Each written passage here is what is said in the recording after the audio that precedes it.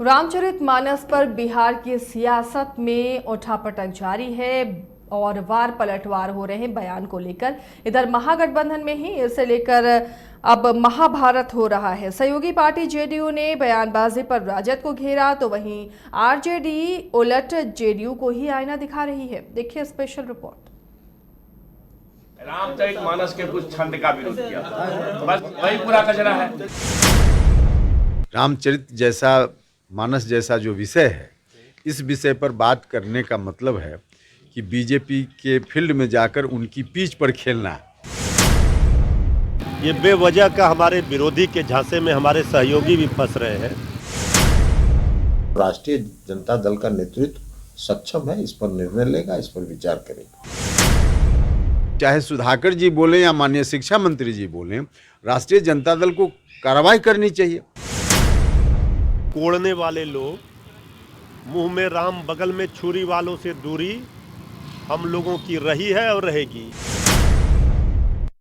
बिहार के शिक्षा मंत्री चंद्रशेखर के रामचरितमानस पर दिए बयान के बाद महागठबंधन में ही महाभारत छिड़ गई है।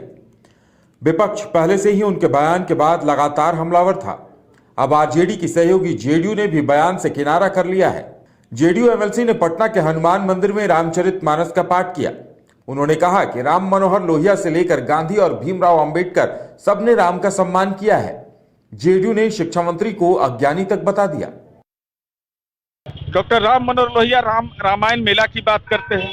भीमराव अंबेडकर द्वारा बनाए गए संविधान में भगवान राम का चित्र उकेरा रहता है और राष्ट्रपिता महात्मा गांधी तो हे राम बोलते हैं।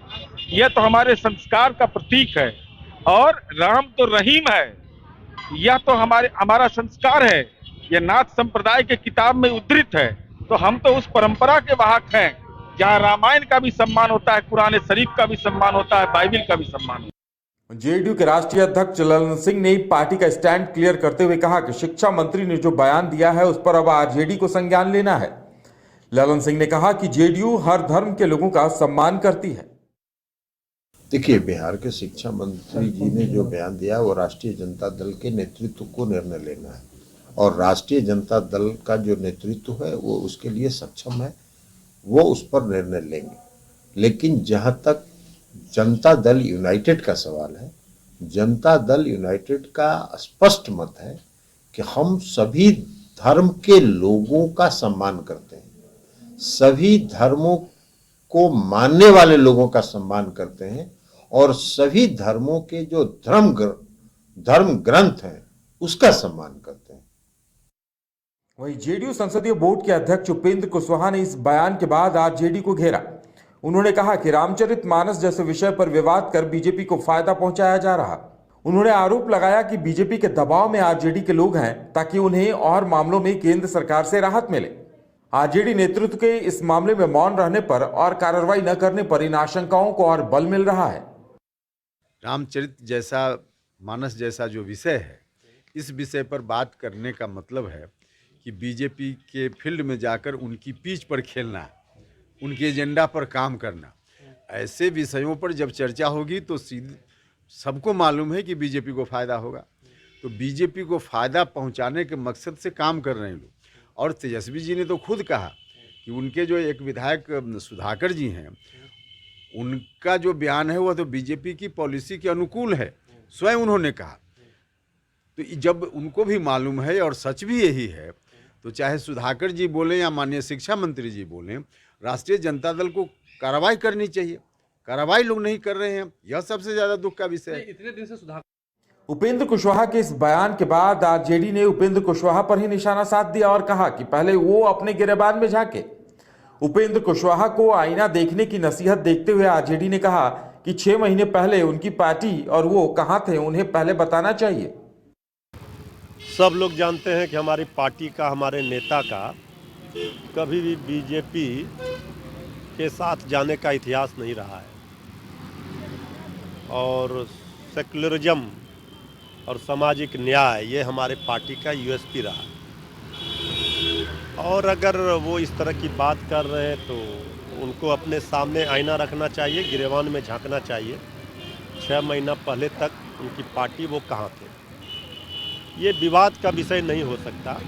ये बेवजह का हमारे विरोधी के झांसे में हमारे सहयोगी भी फंस रहे हैं। हमारे माननीय शिक्षा मंत्री जी ने कोई रामचरितमानस पर, भगवान राम पर सवाल नहीं खड़े किए।